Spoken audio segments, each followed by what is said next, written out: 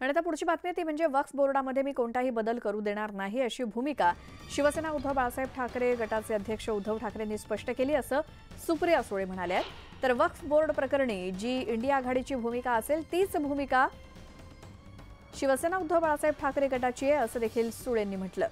सरकार जर लोकांचं आयुष्य किंवा कुठली संस्था उद्ध्वस्त करणार असेल तर ते सहन केलं जाणार नाही असं सुप्रिया सुळे म्हणाल्या।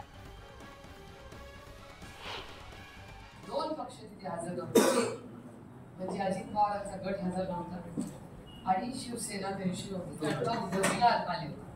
त्याचा खूप एक मागोवा केला, पण त्याचं अतिशय सुंदर क्लॅरिफिकेशन काल उद्धवजींनी केले की वक्फ बोर्डमध्ये कुठलाही बदल उद्धवजी करून देणार नाही। त्यांनी एक नावही दिले, बोर्डात जे इंडिया अलायन्सची लाईन असेल तीच शिवसेनेची असेल आणि कुठल्याही समाजाच्या हे सरकार जर असं जाणार असेल आणि लोकांचं आयुष्य उद्ध्वस्त करणार असेल, संस्था उद्ध्वस्त करणार असेल तर शिवसेना ते सहन करणार नाही।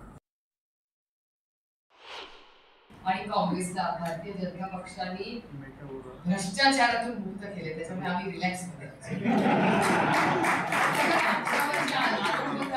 आता बघा भ्रष्टाचार आता काय आणतात देवेंद्र जी बोलले जे जातीचा का सोन्याचा चमचा घेऊन जन्माला आले त्यांना काय पत्रकार हे म्हणाले मला पत्रकार यावं तरी तुमच्या ठिकाणी म्हणजे माझे कशावर आणि जरी केली असतील तर हे जन्माला आलेला बेटर भ्रष्टाचारी असल्यापेक्षा त्याच्यातून आम्हाला बीजेपीने आम्हालाही मुक्त केला निर्णय घेतला। काँग्रेस राष्ट्रवादी याच्यातून मुक्त आहे। आता उस रास्ते पे फिर से नहीं जाना।